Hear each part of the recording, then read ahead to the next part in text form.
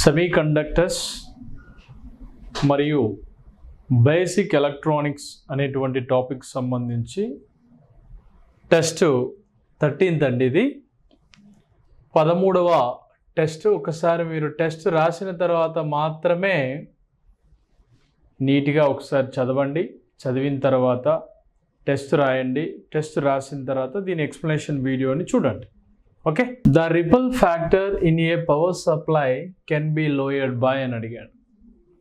విద్యుత్ సరఫరాలో రిపుల్ కారకాన్ని ఎలా తగ్గించవచ్చు అంటే, రిపుల్ అంటేనే మనం గుర్తుంచుకోవాల్సిన విషయము వ్యతిరేకించడము. సాధారణంగా రిపుల్ ఫ్యాక్టర్ని తగ్గించడానికి మనం చేయవలసినటువంటి పని ఏమిటండి అంటే, first using capacitors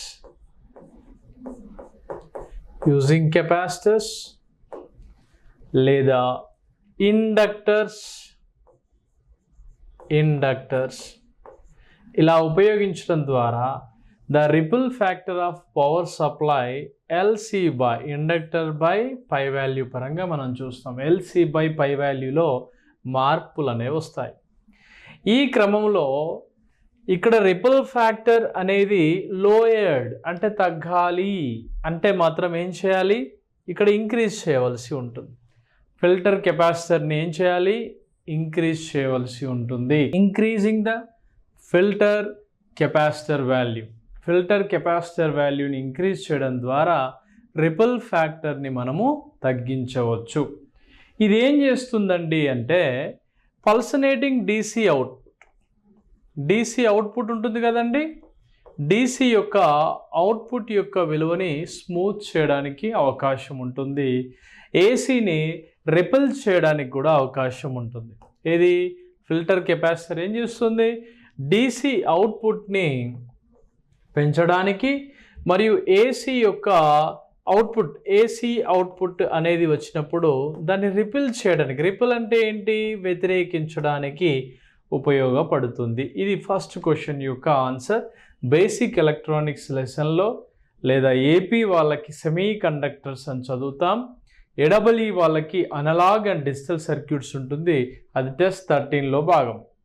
the next, a partially shorted primary winding of a transformer in a power supply results in అని అడిగాడు.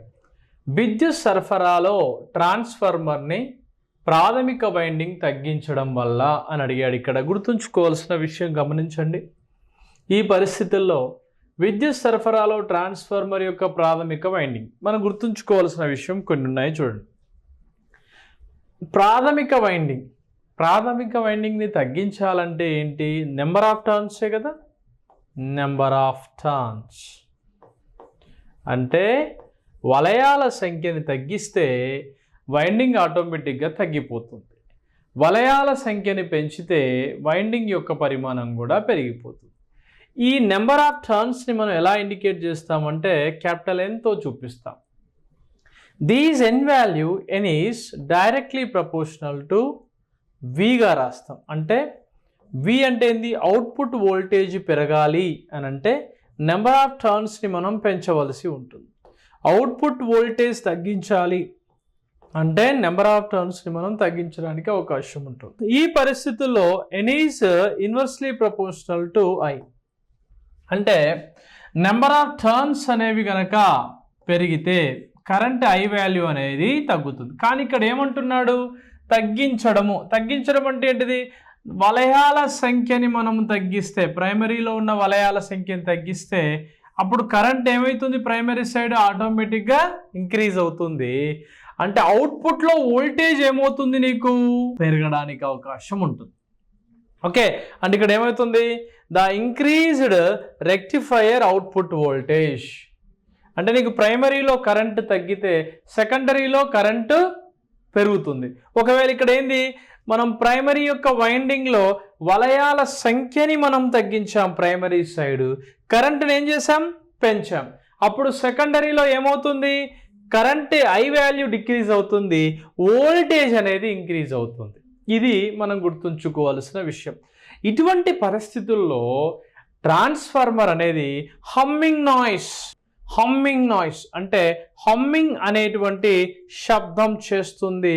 అండ్ ఆల్సో ఓవర్ హీటింగ్ కూడా గురి కావడానికి అవకాశం ఉంటుంది. A partially shorted primary winding of transformer in a power supply resulted in increased rectifier output voltage and decreased output of the current I value. Because of primary winding is few turns is decreases, the current I value increases, but voltage output it is increases.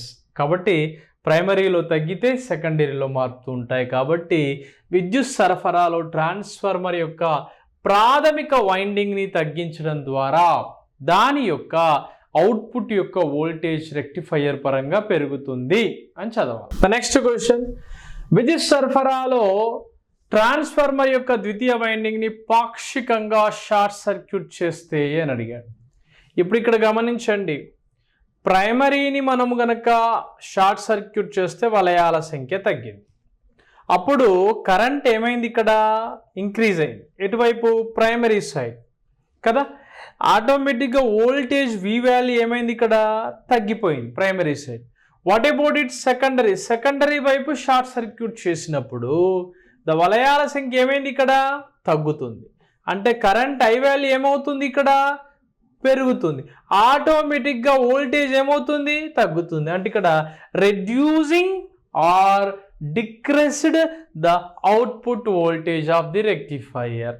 తగిన rectifier యొక్క output voltage అనేది తగినంత ఉండకుండా తగ్గుతుంది. ఈ విధంగా గమనించండి.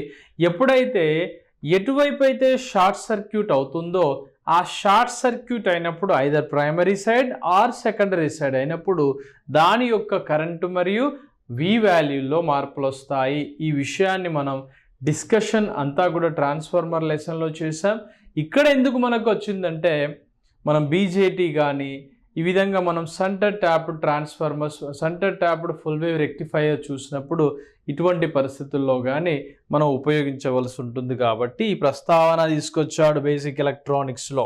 Next, a leaky filter capacitor in a power supply. విద్యుత్ సరఫరాలో లీక్ అయినటువంటి ఫిల్టర్ కెపాసిటర్లను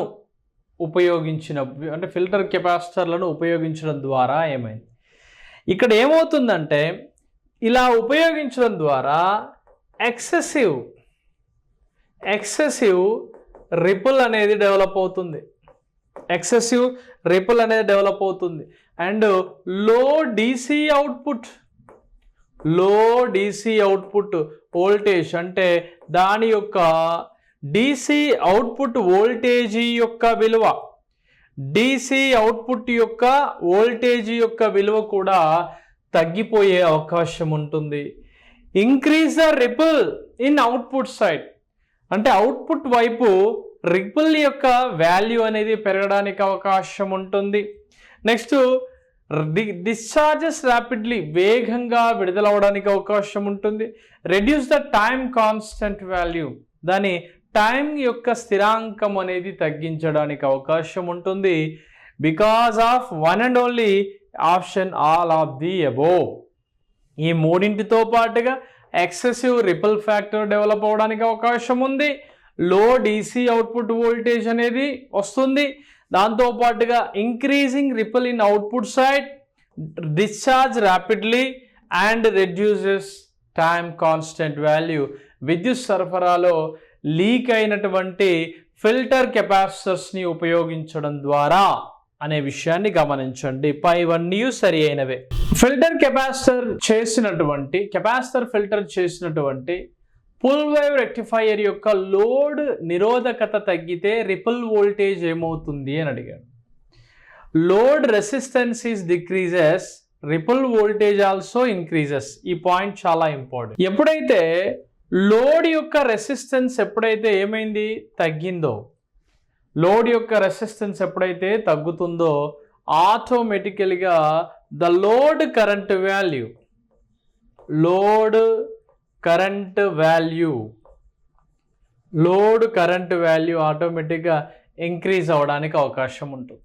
అంటే ఇక్కడ load resistance is decreases, load current value increases with the help of filter capacitors in full wave rectifier. If the load resistance of capacitor filtered full wave rectifier is reduces, the ripple voltage is increases. Ripple voltage యొక్క విలువ ఏమవుతుందండి ఇక్కడ పెరుగుతుంది, load current value ఏమవుతుందండి పెరుగుతుంది.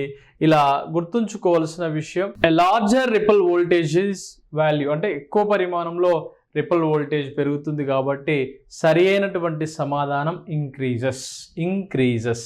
జీనా diode are used in preliminary అని అడిగాడు. జీనా డయోడ్లని ప్రాథమికంగా దేనికోసం ఉపయోగిస్తారు అన్నప్పుడు ఇక్కడ మనం గుర్తుంచుకోండి, వోల్టేజ్ రెగ్యులేటర్స్గా ఉపయోగిస్తారు, వోల్టేజ్ కంట్రోలర్స్గా కూడా ఉపయోగిస్తారు. ఇక్కడ అవుట్పుట్ వోల్టేజ్ని పెంచడం తగ్గించడానికి కూడా ఉపయోగిస్తారు. కానీ జీనా డయోడ్ని ఎప్పుడు కూడా ఏ బయాస్ సిస్టంలో వాడాలి, రివర్స్ బయాస్ సిస్టంలో వాడాలి. రివర్స్ బయాస్ సిస్టంలో ఉపయోగించడానికి అవకాశం ఉంటుంది జీనా డయోడ్తో పాటుగా ఇంకొక డయోడ్ కూడా ఉంటుంది. ఏంటది? అవాంఛీ డయోడ్ అని పిలుస్తాం. ఇది జీనా డయోడ్కు సంబంధించిన application. The next question, PN junction the radiant energy has light is instead of has heat is called as. వేడి వల్ల కాకుండా కాంతిని అంటే కాంతి యొక్క శక్తిని ప్రసరించే పిఎన్ జంక్షన్ డయోడ్ ఏమిటి అంటే అది ఎల్ఈడి అంట. LED means light emitting diode. LED diode always ఎల్లప్పుడూ connected in forward bias system the current will be flow. ఫార్వర్డ్ బయాస్ సిస్టంలో కరెంట్ అనేది ప్రసరించడానికి అవకాశం ఉంటుంది. This diode it is indicates it is cathode, this one it is anode. Cathode and anode. In this emits of outside, దీనిలో ఇలా symbol అనేది బయట వైపు చూపిస్తే ఇది ఎల్ఈడి అని పిలుస్తాం. ఇది ఏ బయాస్ సిస్టంలో ఉంటుంది? ఫార్వర్డ్ బయాస్ సిస్టంలో ఉంటుంది. LED means light emitting diode. It is also one type of PN junction diode. ఇది ఒక రకమైనటువంటి పిఎన్ జంక్షన్ డయోడ్. ఇది ఎమిట్స్ ఆఫ్ ది డయోడ్ అంటే దీంట్లో ఉండేటువంటి గండలోనియం అండ్ ఆర్సినైడ్ ఇటువంటి రసాయనాల వల్ల ఇందులో నుంచి కాంతి అనేది డయోడ్ యొక్క ఎఫెక్ట్ వల్ల ఎమిటింగ్కి గురి అవుతుంది. ఈ డయోడ్ని ఎల్ఈడి అంటాం. ఎల్ఈడి అంటే లైట్ ఎమిటింగ్ డయోడ్గా పిలుస్తాం. ఎల్ఈడి డయోడ్ అనేది ఒక పిఎన్ జంక్షన్ డయోడ్గా పిలుస్తారు.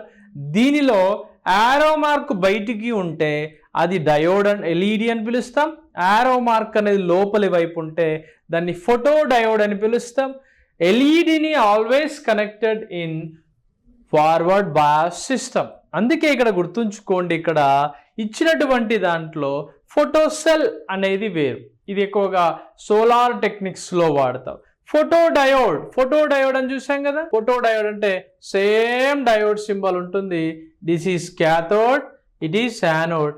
ఈ ఎమిటింగ్ అనేది లోపలి వైపు చూపించడం జరుగుతుంది. దీన్ని ఎప్పుడూ కూడా రివర్స్ బయాస్ సిస్టంలోనే వాడాలి. రివర్స్ బయాస్ సిస్టమ్ అంటే photo diode always connected in reverse bias system. LED ఎలా ఉంటుందండి? Forward bias system. Zener diode అనేది వోల్టేజ్ రెగ్యులేటర్స్లో ఉపయోగిస్తారు. వోల్టేజ్ కంట్రోల్ డివైజెస్లో ఎక్కువగా ఉపయోగించడానికి అవకాశం ఉంటుంది. జీనా డయోడ్ కూడా ఏ బయాస్ సిస్టంలో వాడతారండి? ఇది కూడా reverse bias system. Photo cell అంటే ఇట్ ఈస్ సోలార్ టెక్నిక్స్లో మనం సన్లైట్ నుంచి లైట్ని మనము పొందడానికి ఉపయోగిస్తాం. ఈ డయోడ్ ఫోటో డయోడ్ అంటే ఇది రివర్స్ బయాస్ సిస్టంలో ఎమిటింగ్ పర్పస్ కాకుండా దీన్ని పూర్తిగా ఈ డయోడ్ని మనం ఉపయోగించుకోవడానికి రీరేడియేషన్ కోసం ఉపయోగిస్తారు. ఇది ఇందులో సరైన సమాధానం ఏంటంటే LED. LED means light emitting diode. The next, the capacitance of a vector diode increases when reverse voltage across it.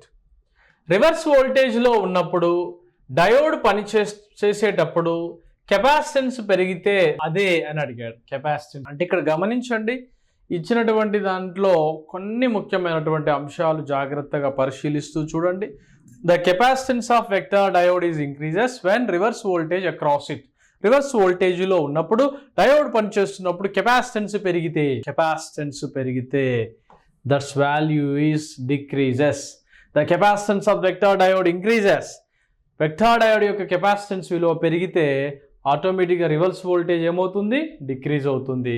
In case reverse voltage increases meaning ఎవరు? Capacitance of vector diode is decreases. ఈ విధంగా మనం చదవాల్సి ఉంటుంది. ఇది reverse విలోమానుపాతం చూపిస్తుంది. Next question, to display the digit 8 in a 7 segment indicator. 7 segment సూచికలో డిజిట్ 8ని ప్రదర్శించడానికి అని అడిగాడు. డిజిట్ 8ని ప్రదర్శించడానికి all segment must be lighted. అన్ని విభాగాలు వెలిగించాలి. అంటే డిజిట్ 8 అంటే ఏంటి? ఫర్ ఎగ్జాంపుల్ ఇది 1 2 3 4 5 6 అండ్ 8. ఓకే, దీన్ని మనము 8 నెంబర్ కదా చదివేది, ఇట్లా 8 ఇదే కదా మనం చదివేది 8 కదా ఇట్లా. ఈ సెగ్మెంట్స్లో మనం ఇచ్చినప్పుడు ఏ B C D E F and G అని అంటాం.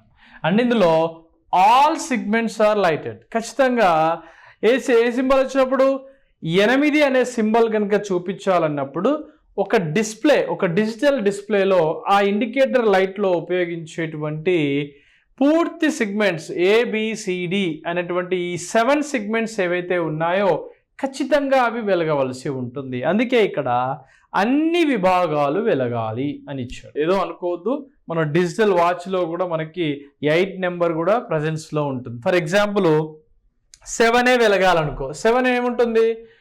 ఏ బి అండ్ సి వెలిగితే సరిపోతుంది, 7 సింబల్ వచ్చేస్తుంది. ఒకవేళ 0 రావాలనుకోండి, A B C and D E F వెలిగితే సరిపోతుంది, 0 symbol.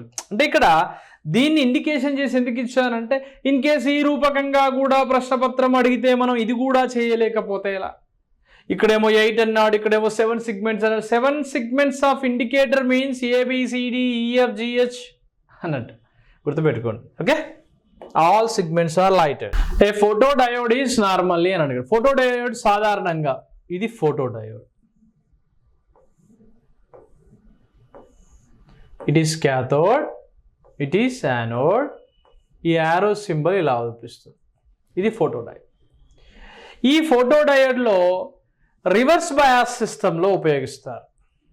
Reverse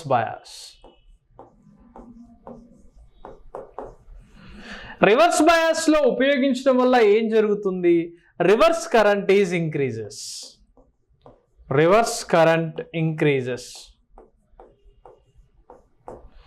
it is more sensitive, చాలా సెన్సిటివ్ అంటే మోర్ సెన్సిటివ్ లైట్ అంటే చాలా సున్నితమైనటువంటి వెలుతురుని తీసుకోవడం కోసం ఉపయోగిస్తారు. ఇది very very important. It is called as photo diode. Photo diode యొక్క సింబల్ సేమ్ ఎల్ఈడి లాగానే ఉంటుంది, కానీ ఎమిటింగ్ అనేది లోపల ఆపోజిట్లో ఉంటుంది. ఇదేమో క్యాథోడ్, ఇదేమో anode. It is called as reverse bias సిస్టంలో ఉపయోగిస్తారు.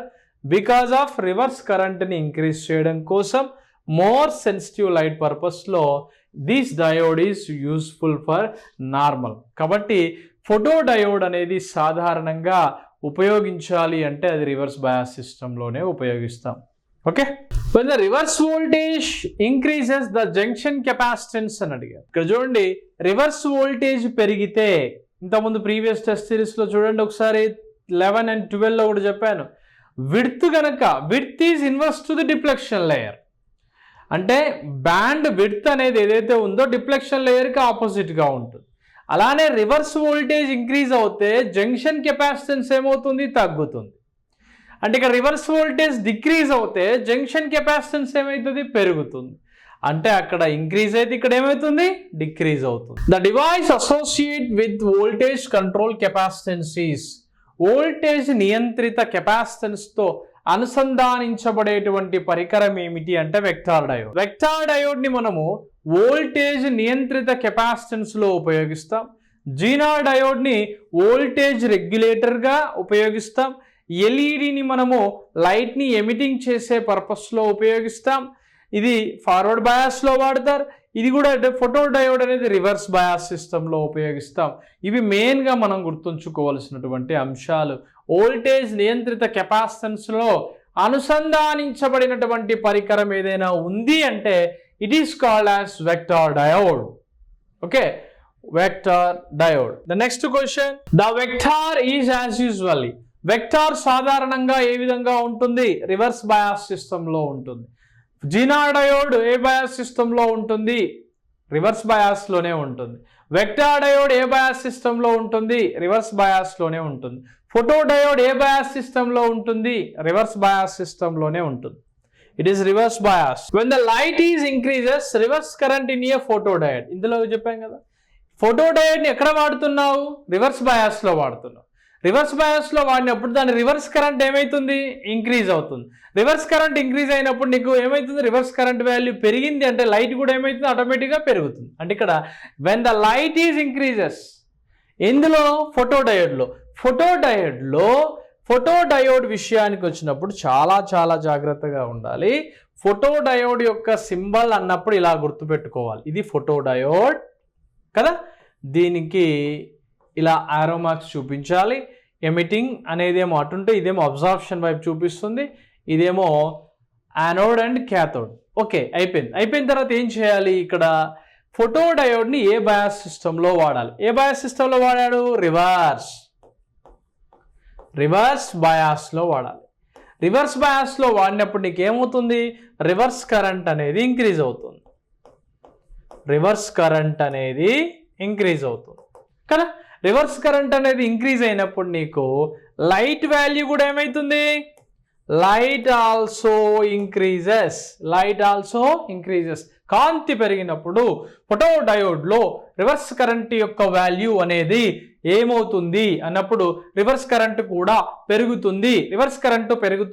దానికి కారణము రివర్స్ బయాస్ సిస్టంలో రివర్స్ కరెంట్ పెరగడం వల్ల లైట్ యొక్క వాల్యూ పెరుగుతుంది. ఏ డయోడ్లో, ఫోటో డయోడ్లో. ఇది గుర్తుపెట్టండి. Next question, to display the digit 0 in a 7 segment display, 7 సెగ్మెంట్ల ప్రదర్శనలో 0ని ప్రదర్శించడానికి ఏం కావాలి అని అడిగాడు. ఏముంది, A on, B on, C on, D on, E on, F on, G అనేది ఆన్ కాదు, ఎందుకు, ఇది 0 కాబట్టి ఏం చెప్పాలి, the all segments except G should be lighted. ఒక జీ తప్ప మిగతా అన్ని భాగాలు వెలగాలి. ఇన్ కేస్ ఒకవేళ ఇదే విషయాన్ని మనం ఒకసారి చూసినప్పుడు 6 వెలగాలి. ఫర్ ఎగ్జాంపుల్ చూడు, ఇక్కడ ఇదేంటి 1 కదా, 2, ఇది 6 కదా. ఏం వెలగాలి, ఏ వెలగాలి, సి వెలగాలి, డి వెలగాలి, ABCDEF G వెలగాలి. ఏవే options, all segments except B should be lighted. ఒక బి తప్ప అన్ని వెలగవలసి ఉంటుంది. ఓకే, ఇది చూడండి ఒకసారి, ఒక్కొక్క రకంగా అప్లికేషన్ మెథడ్లో అడుగుతూ ఉంటాడు కాబట్టి కన్ఫ్యూజ్ వస్తూ ఉంటుంది. ఏ ట్రాన్సిస్టర్ హ్యాస్ ఏ, ట్రాన్సిస్టర్స్ అంటే మెయిన్గా మనం గుర్తుంచుకోవాల్సిన విషయాలు ఏంటండి అంటే, మెయిన్గా ట్రాన్సిస్టర్స్లో మెయిన్గా మనం గుర్తుంచుకునేది BJT మీన్స్ బైపోలార్ జంక్షన్ కదా, జంక్షన్ ట్రాన్సిస్టర్స్ అంట. దీంట్లో 2PN జంక్షన్ డయోడ్స్ అయితే ఖచ్చితంగా ఉండాలి. 2PN జంక్షన్ డయోడ్ అంటే ఫర్ ఎగ్జాంపుల్ పిఎన్ కదా, ఇంకోటి ఎన్పి, కలిస్తే ఈ రెండింటిని కలిపితే ఇలా కనిపిస్తూ ఉంటుంది. It is P, it is N, it is P. దీన్ని పిఎన్పి ట్రాన్సిస్టర్స్ అంటాం. ఈ పిఎన్పి ట్రాన్సిస్టర్స్లో లేయర్స్గా మనం చూసినప్పుడు 1 and 2 అనేటువంటి 2 లేయర్స్ని మనం, జంక్షన్స్ని మనం చూడడానికి అవకాశం ఉంటుంది. ఈ పరిస్థితుల్లో ఇట్ ఈస్ బేస్, ఇదేమో ఎమిటర్, ఇదేమో కలెక్టర్గా మారిపోతుంది. అంటే ఎమిటర్, బేస్, కలెక్టర్. ఈ ఎమిటర్ ఏదైతే ఉందో, ఈ ఎమిటర్ అంటే ఎమిటింగ్ ద ఎలక్ట్రాన్స్ని ఎమిట్ చేయడం. బేస్ ఏదైతే ఉందో ఇది కలెక్టర్కి ఎమిటర్కి మధ్యలో కనిపిస్తూ ఉంటుంది. కలెక్టర్ అనేది ఎలక్ట్రాన్స్ని అబ్జార్బ్ చేసుకోవడానికి అవకాశం ఉంటుంది. ఎమిట్స్ ద ఎలక్ట్రాన్స్ అన్నప్పుడు ఇక్కడ మనం గుర్తుంచుకోవాల్సిన విషయం, ఇది మనకి 2 రకాల అప్లికేషన్స్ని చూపిస్తుంది. Common emitter, common collector and common base. Forward bias, reverse bias అట్నే కదా మనం చదివింది. The number of depletion layers in transistor. ఎన్ని పొరలు ఉన్నాయండి? క్షీణత పొరలు 2 ఉంటాయి. అదే కదా మనం చూసింది. ట్రాన్సిస్టర్స్లో మనం చూసినప్పుడు ఇంతకుముందు ఏమో పిఎన్పి చూసాం కదా, ఇప్పుడేమో ఎన్పిఎన్ ట్రాన్సిస్టర్ చూసినప్పుడు ఈ రెండింటి మధ్యలో ఉండే పొరలు ఏంటిది? Junction 1 and junction 2, 2 layers. కాబట్టి క్షీణత పొరల సంఖ్య ఎంత? 2. The base of transistor is doped. అంటే ట్రాన్సిస్టర్ యొక్క బేస్ అనేది, అంటే బేస్ అనేటువంటి భాగము లైట్గా డోప్ చేయబడి ఉంటుంది. ఎప్పుడైనా సరే లైట్గా డోప్ చేయబడి ఉంటుంది బేస్. పెద్ద పరిమాణాన్ని కలిగి ఉండేది collector. Biggest size of transistor it is collector. Collector అంటే ఎక్కువ పరిమాణమే కదా డిస్ట్రిక్ట్లో, అలానే గుర్తుపెట్టుకోండి. Collector biggest size. ట్రాన్సిస్టర్లో మెయిన్ ఎలిమెంట్గా బిగ్గెస్ట్ అంటే లార్జెస్ట్ సైజ్గా దేన్ని గుర్తిస్తారంటే కలెక్టర్ ఉంటాం. చోట అంటే బేసే. The next question, in a PNP transistor the current carriers. PNP transistor, పిలో ఎవరున్నారు? పాజిటివ్ కదా. ఇక్కడ గుర్తుపెట్టుకోండి, పిఎన్పి ట్రాన్సిస్టర్ అన్నాడు, మనకు గుర్తు రావాల్సింది ఏంటి? ఓహో, పి అంటే పాజిటివ్ కదా, పాజిటివ్ అంటాం. ఎన్ అంటే ఏమిటి? నెగిటివ్ అని చదువుతాం కదా. పి మీన్స్ పాజిటివ్, ఎన్ మీన్స్ నెగిటివ్. ఈ పి పాజిటివ్, ఎన్ నెగిటివ్ ఎలా వస్తుంది? పి అంటే ఏమిటి? థర్డ్ టైప్ డోప్ చేయడం ద్వారా పి వస్తుంది. అంటే 5th గ్రూప్ ఎలిమెంట్స్తోని 4th గ్రూప్ని మనము డోపింగ్ చేయడం ద్వారా మనకేమొస్తుంది? ఎన్ టైప్ వస్తుంది. ఈ పరిస్థితుల్లో పి అంటే పాజిటివ్. పాజిటివ్గా ఎవరుంటారంటే హోల్స్ ఉంటాయి. హోల్స్ అంటే మనం రంధ్రాలు అంటాం. ఎన్ అంటే ఎవరు? నెగిటివ్. నెగిటివ్ అంటే ఎవరు ఉంటారు? ఎలక్ట్రాన్స్ అనేవి ఉంటాయి. ఈ పరిస్థితుల్లో పిఎన్పి ట్రాన్సిస్టర్లో కరెంట్ క్యారియర్స్గా ఎవరుంటారు? హోల్స్ ఉంటాయి. ఎన్పిఎన్లో electrons. The collector of transistor is dash doped. ఇది మోడరేట్గా డోప్ చేయబడి ఉంటుంది. మీకు ఒకటే గుర్తుపెట్టుకోండి, హెవీగా డోప్ చేసే భాగము ఎమిటర్. గుర్తుపెట్టుకోండి, ఎమిటర్. లైట్ డోపింగ్ ఉండేది బేస్. హెవీ డోపింగ్ ఉండేది అంటే బాగా డోపింగ్ ఉండేది మనకు ఎమిటర్. లైట్ డోపింగ్ ఉండేది బేస్. మధ్యస్థంగా ఎక్కువ కాకుండా తక్కువ కాకుండా ఉండేది కలెక్టర్. డోపింగ్ అంటే ఏంటిది? మనం మలినాల్ని జోడించడం. అలా చేసినప్పుడే మనకు ఎలక్ట్రాన్స్ యొక్క కండక్టెన్స్ అనేది పెరుగుతుంది. A transistor is a dash operated device, current operated device. BJT అని చదువుతాం కదా. BJT means current control device. ఒక గుర్తుపెట్టుకోండి, కరెంట్ కంట్రోల్ డివైస్. ఫెట్ అంటాం. ఫెట్ అంటే ఫీల్డ్ ఎఫెక్టివ్ ట్రాన్సిస్టర్. అంటే అది it is voltage control device కిందకి వస్తుంది. In a PNP transistor the dash are the minority carriers. PNP transistors లో హెవీ క్యారియర్స్ ఎవరుంటారు? ఎలక్ట్రాన్స్ ఉంటాయి. మైనారిటీ క్యారియర్స్ ఎవరుంటారు అంటే తక్కువ పరిమాణంలో క్యారీ చేసేవి హోల్స్. అదే ఎన్పిఎన్ ట్రాన్సిస్టర్లో హోల్సే మేజర్ క్యారియర్స్ అంటే ఎక్కువ మోస్ట్కెళ్ళేటివి. Which of the following approximation is assumed in most practical electronic circuits.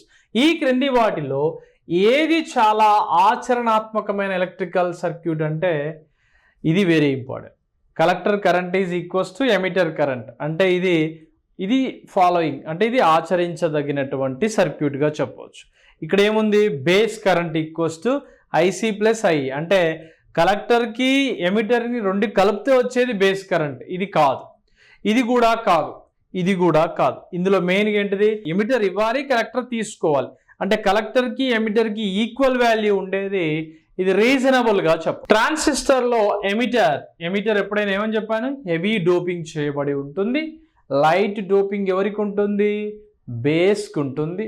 Moderate doping ఎవరికి ఉంటుంది, కలెక్టర్కి ఉంటుంది. ఇది మనకి ఇంపార్టెంట్ అయినటువంటి 25 క్వశ్చన్స్ బేసిక్ ఎలక్ట్రానిక్స్ సంబంధించినటువంటి టెస్ట్ 13th సంబంధించినటువంటి ప్రశ్నపత్రం. మరొక టెస్ట్ పేపర్తో మళ్ళీ మీ ముందుకు